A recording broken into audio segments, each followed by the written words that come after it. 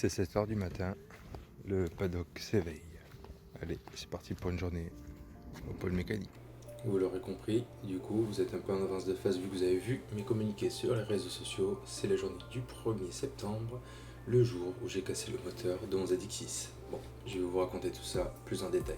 Donc à la base, c'était simplement une journée de roulage avec les potes, donc avec MGB. Du coup, je suis content parce que j'ai commandé des prises pour accrocher sur ma tonnelle pour mieux mettre mes couvertures et je me prépare donc à faire ma première session de la matinée. Donc c'est la session de 9h20, sachant que le week-end précédent je roulais à l'aide-non comme vous avez pu voir la vidéo précédente et que pour moi en fait c'était juste une session avec les habits, 2 jours, parce qu'on avait pris 2 jours pour s'amuser ensemble.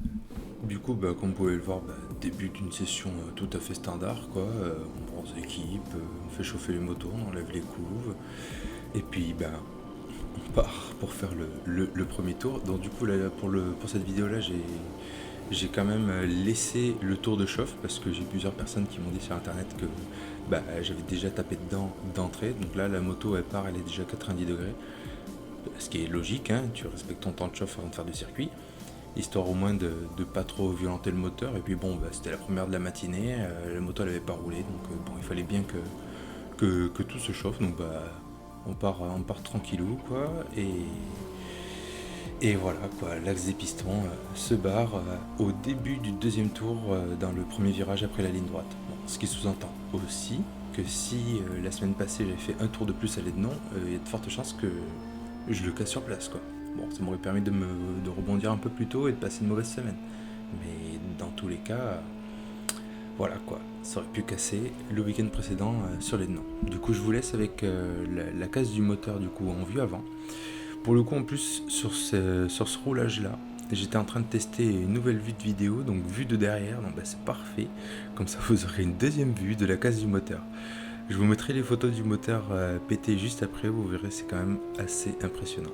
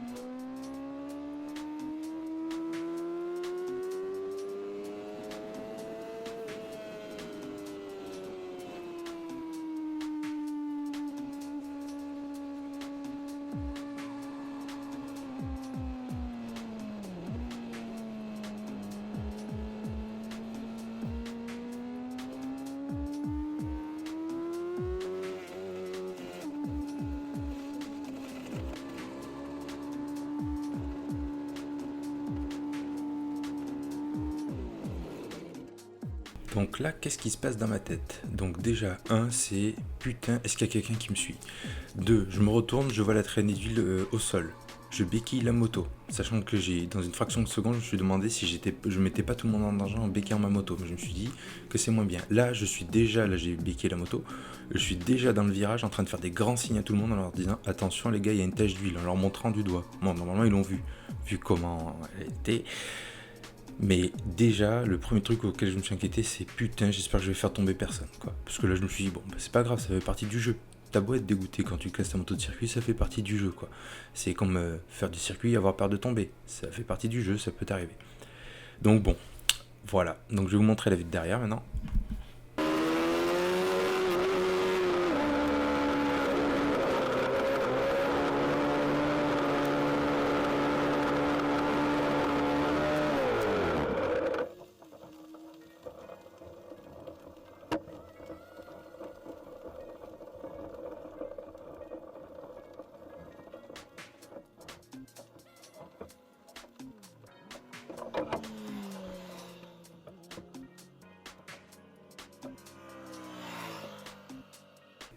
Du coup, quand ça t'arrive, maintenant, le seul truc que tu as à faire, c'est attendre que les gens sortent du circuit pour que les commissaires puissent intervenir.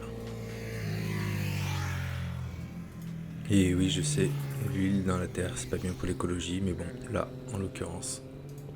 Du coup, quand même, regardez ce qui se passe. Donc du coup, les commissaires mettent de l'absorbant sur le circuit. Vous voyez la durée de la longueur de la traînée. Pour ceux qui connaissent le circuit, vous voyez très bien où c'est. Sachez que juste cette intervention-là, du coup, m'a coûté 120 € d'intervention de commissaire et de saut d'absorbant. Donc si vous n'avez pas une assurance, donc je parle pas de la RC à 15 € que vous souscrivez à chaque roulage, mais une assurance à côté, comme moi la mutuelle des motards pour mon assurance circuit, qui couvre tous les dommages que fait ma moto au circuit, cette intervention-là n'aurait pas été remboursée par mon assurance.